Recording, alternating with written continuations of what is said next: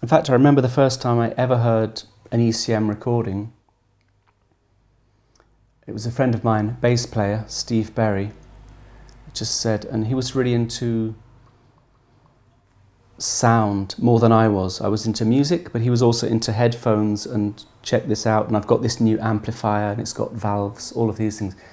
He sat me down, he said, okay, sit here in front of the two speakers, get ready, are you ready? Boom. And then came this B-flat pedal and then these chords, and it was immediately a new world harmonically. And then Jan Garbarek came in with the tune, and I'd never heard an instrument quite like that. And the whole sound and the way the instruments fitted together in the sound world in a very new way. And my first thought was, this is not music from this earth, this is from somewhere else. Then I stopped and thought, no, that's ridiculous, it can't be.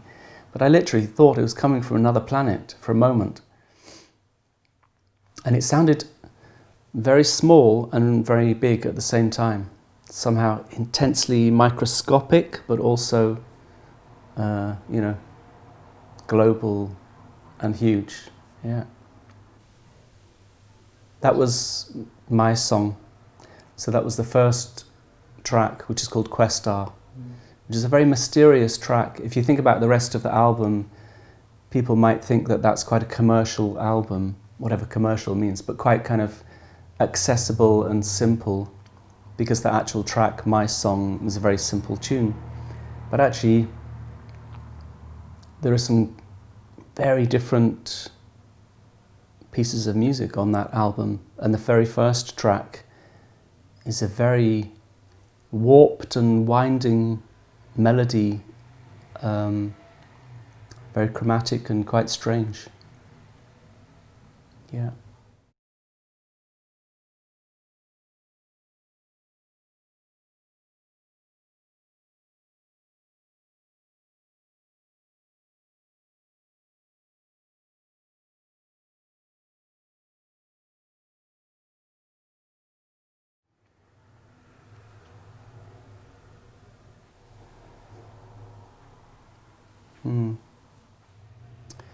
Is it, let me just remind myself, 85. Yeah, so this, I was 25 years old, and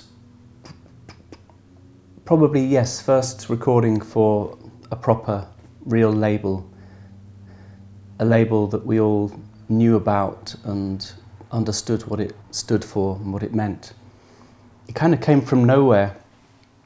I was in London.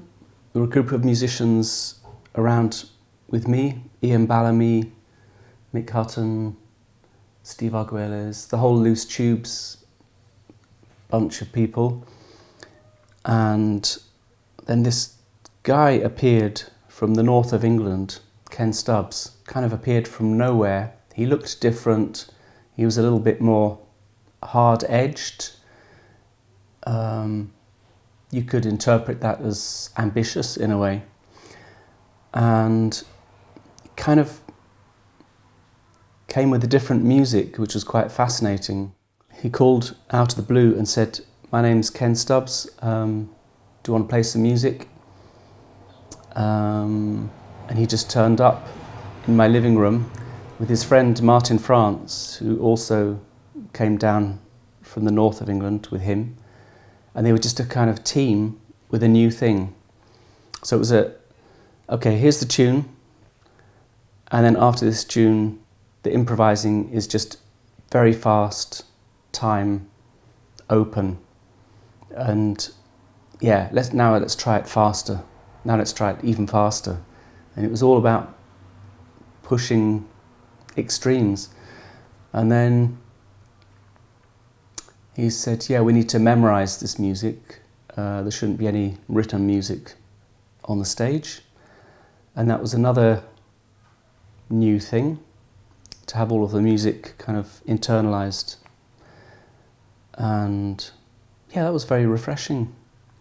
And then Evan Parker was going to be a co-producer of a recording that we did. And then halfway through that, Evan Parker was in conversation with Manfred and just said, oh, I've got this very interesting band I'm working with, have a listen. And then Manfred wanted to take it further. But actually, the interesting part for me is us driving in one car to Oslo to make the recording, and me being 25, Martin France being younger. I think Ken is probably younger than me as well. Young kids. For some reason I had a punk haircut, like just a strip of hair in the middle, and I was probably quite a confused young person. And there I was in Rainbow Studios with Jan Erik and with Manfred with a punk haircut, recording this very extreme improvisational music. And I spoke to Manfred about it last time I saw him. I said, yeah, sometimes I think about that recording and who I was at the time with my punk haircut and all of this, and I realise I was incredibly young. And Manfred said, so was I. Which is true. It was surprising in a way that of all of the music that was going around at that time in the English scene, Manfred chose that. But when I listened to the album, it kind of makes sense. It was so new and undefinable, and yet it had a kind of solidity. The language was the same throughout the music. Yeah, very interesting. To me, I think of this as very obscure, this album, because I don't often hear people talk about it, and somehow it didn't fit with what was seen as being the British jazz scene at the time, which was seen as being very exuberant, eccentric and fun, whereas this is more kind of searching and purposefully dark and sometimes atonal. And I think that Ken Stubbs, it's his band, but I think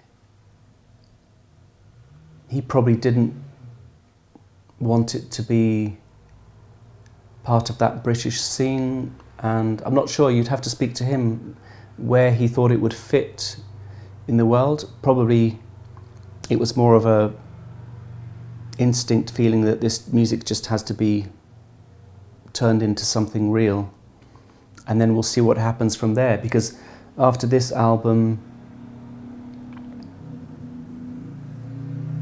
the band played a little bit here and there, we did some concerts, but it was very hard music to perform,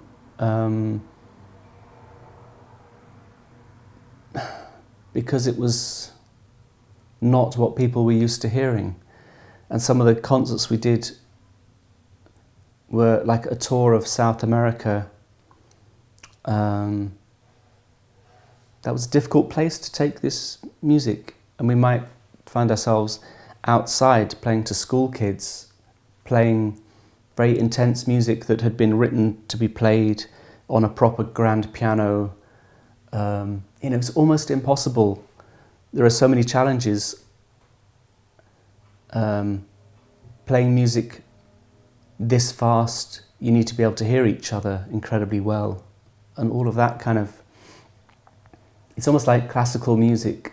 It needed the perfect environment to work. But that's what I like about it in a way. It doesn't fit with norms, it doesn't fit with expectations. And I think even Ken Stubbs, in later points in life has just gone, that's nothing to do with me, that music. I don't know where it came from. I don't want to do that anymore. I'm doing something else now. Then there were some years where we didn't play together very much, and then from out of nowhere there came to be a second recording. Yeah. And it's one I'd have to say the band wasn't really prepared to make this album, because the band hadn't been functioning as a band in the years leading up to it. And I think that's okay, because that's just real life, you know. There might still be tracks on here which mean a lot to different people for different reasons. I'm looking at these tracks. I haven't heard this for so long. I haven't heard this for so long also. But I'm sure I'd be quite amazed. I saw there was a track here, Sweet Williams, and I realised I don't know how we interpreted that into this small group, because it was a piece for Loose Tubes, actually. It was a big piece. And there are a lot of compositions of mine here.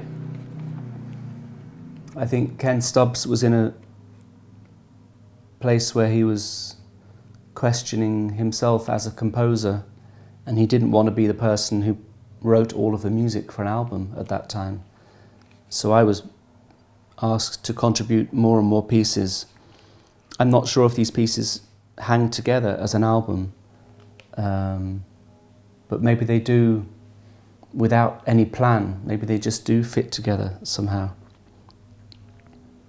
I mean, once you're in the studio and the tape is rolling, you have to play something together. So something's going to happen. Some music is going to come from somewhere, and it did.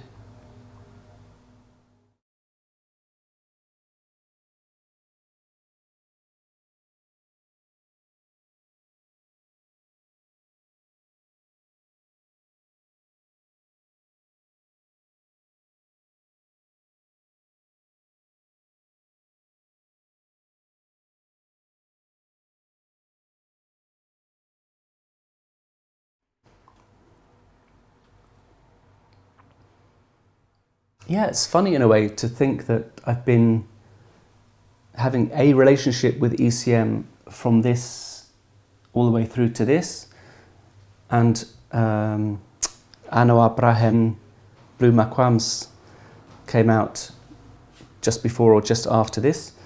And as you say, it's a long stretch of time, but then with very few little kind of moments of actually creating something together. And, you know, very often I've said to Manfred, this is what I'm doing right now. If you're interested, it would be great for it to come out on ECM. Then he's listened to it and said, yeah, very good album. Doesn't fit with ECM at all, but thanks for sending it.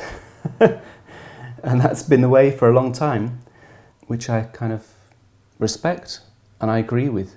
So then I have to find another solution and bring it out in a different way.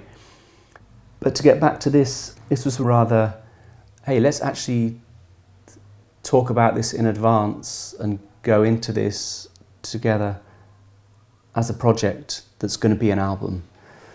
So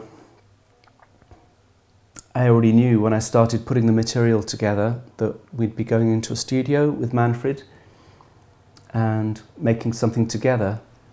And that was quite fun because I was kind of writing new pieces, imagining Manfred as the audience. And I always like to think about the audience when I'm writing. And also I like to picture myself as being in the audience. So there's a lot of thought about what it would be like to hear something for the first time, for example. Or what it would be like to hear something if you didn't understand what it looked like on the page. If you didn't know where the beat was, but you could hear this music kind of unwrapping in a very coordinated way, but with no visible pulse or hearable pulse. You know, these kind of games are fun for me. So yeah, this is quite different because it's written with Manfred as the audience, part of the audience. I mean, I could quite happily have done many more ECM recordings with different people as a sideman, but actually, would that be better? I don't know, because the ones that I have done have felt so significant to me, and they've changed my life by introducing me to Sidsel Andersen and Nils Petter Molver and Jon Christensen, introducing me to a Norwegian audience through that band as well. And so, yeah, it's often a case of wait for the right moment.